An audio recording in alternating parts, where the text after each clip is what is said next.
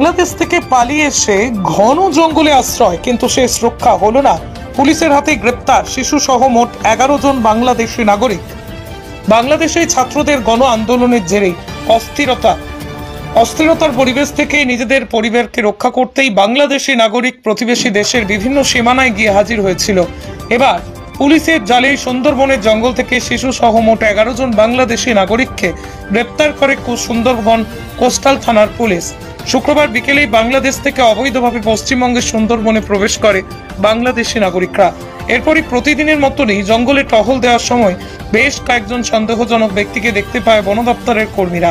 নিজেদের পরিবারকে বাংলাদেশ থেকে নিরাপদ ভারতে পৌঁছানোর জন্য দালালদের কাছ থেকে মোটা টাকার বিনিময়ে তারা ভারতবর্ষে প্রবেশ করে। দালাল চক্রের বেশ কয়েকজনকে তাদের নৌকায় করে বাংলাদেশের জল সীমানা পার করিয়ে ভারতবর্ষের জল সীমানার মধ্যে এসে সুন্দরবনে নামিয়ে দেন। এরপরই বন দপ্তরের হাতে আটকায় তারা। বন দপ্তরের পক্ষ থেকে অনুপ্রবেশকারীদের তুলে দেওয়া হলো সুন্দরবন পোস্টাল থানার পুলিশের হাতে। ধৃতদের মধ্যে মোট 5 জন শিশু, 5 জন মহিলা, 1 জন পুরুষ রয়েছে।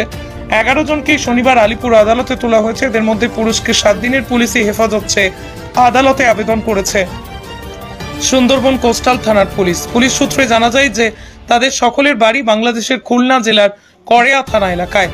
বাংলাদেশের অশান্তকর পরিবেশে পরিবারকে নিয়ে সুখে থাকতেই ভারতে পাড়ি দিয়েছেন তারা। পুলিশি নজরদারি এড়িয়ে কিভাবে অনুপ্রবেশকারীরা বাংলাদেশ থেকে ভারতে ঢুকে পড়লো সেই বিষয়কে খতিয়ে দেখছে প্রশাসনিক আধিকারিকরা। কোথায় খামতি রয়েছে নজরদারিতে, সেই খামতির জায়গাতেও দ্রুত নজরদারি বাড়ানোর চেষ্টা চালানো হচ্ছে। আমাদের ওই যে ওখানে বিভিন্ন রকম মানবহানির জন্য মারধর করতেছে।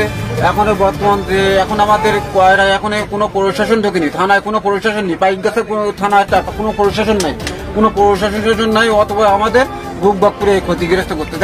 কারা করছে, কারা অত্যাচার করছে? এই জামাত বিএনপির লোকেরা। আপনারা কি কোনো পার্টি করতেন? আমরা আমলিগ করি, আমরা হিন্দু মানুষ, আমরা সবাই আমলিগের ইয়ে। তার মানে আমলিগ সরকার যখন আমাদের ক্ষমতা যখন থাকে সেই সময় হিন্দুরা অনেকটা নিরাপদ থাকে। সেই কারণে আমরা যদি ভোট যদি নাও দেয় আমলিগি, তো ওরা বলে আমলিগি ভোট দেশে দিয়ে সেই চাপে ফেলি আমাদের এই বাংলাদেশে অশান্ত পরিস্থিতির জন্য তোমাদের উপর অত্যাচার হচ্ছে। হ্যাঁ, আমাদের উপরে অত্যাচার, সেই কারণে তোমরা পালিয়ে এসছো। তাই এখানে এসে কোথায় থাকছিলে? আমরা এখানে এসে আমাদের যে বাগুয়াটি কেষ্টপুর ওখানে আমার একটা বোনির বাড়ি আছে, সেখানে আমরা থাকবো বলে সে একটা পরিস্থিতি নিয়ে এসেছিলাম। কিভাবে এলেন এই দেশে? ওখান থেকে আমরা ওখানে বাংলাদেশে দালালের মাধ্যমে দিয়ে আসতেছিল। কত টাকা নিয়েছে দালাল? 45,000। এখানে কি কোথাও কোনো জঙ্গলে থাকছিল? এখানে হ্যাঁ, আমাদের জঙ্গলে উঠিয়ে দিয়েছিল। কারা? আমাদের জঙ্গলে নামিয়ে দিয়েছিল? হ্যাঁ, আমাদের জঙ্গলে নামিয়ে দিয়েছিল। এখান থেকে ইন্ডিয়াতে লোক যাবে, ওখানে ইন্ডিয়ার তো ভোটে আমাদের উঠিয়ে দেবে, আর ওরা ওখান থেকে চলে যাবে। আচ্ছা, ইন্ডিয়ার লোক যায়নি, তোমাদেরকে জঙ্গলে নামিয়ে দিয়ে চলে গেছে? না, আমরা এখন এখানে এসে যেটা পরিস্থিতি, এখন ইন্ডিয়ার লোক ওখানে গিয়েছিল, তারাও যাতে ধরা পড়েছে। মানে আপনারা যারা এসেছেন প্রথমত সব হিন্দু ফ্যামিলি? না, আমরা হিন্দু পরিবার, আমরা এখানে দুই পরিবার। আচ্ছা, তোমরা কি জঙ্গলেই থাকছিলে? কদিন ছিল জঙ্গলে? না, জঙ্গলে আমরা এখানে আমরা ওই যেদিনে এসেছি একদিন। কবে এসেছিল তোমরা? আমরা গতদিন এসেছি। কতদিন মানে কদিন হয়েছে এসছো? আজকে দিয়ে 2 দিন। পুলিশ কবে ধরলো? কোথা থেকে ধরলো? জঙ্গলে থেকে। জঙ্গল থেকে সবাইকে? সবাইকে। কি নাম তোমার? আমার নাম সুব্রত কি মন্ডল। কোথায় বাড়ি? কোথায়? কয়রা, দক্ষিণ বাংলাদেশ। থানা কয়রা। কোন জেলা? খুলনা জেলা।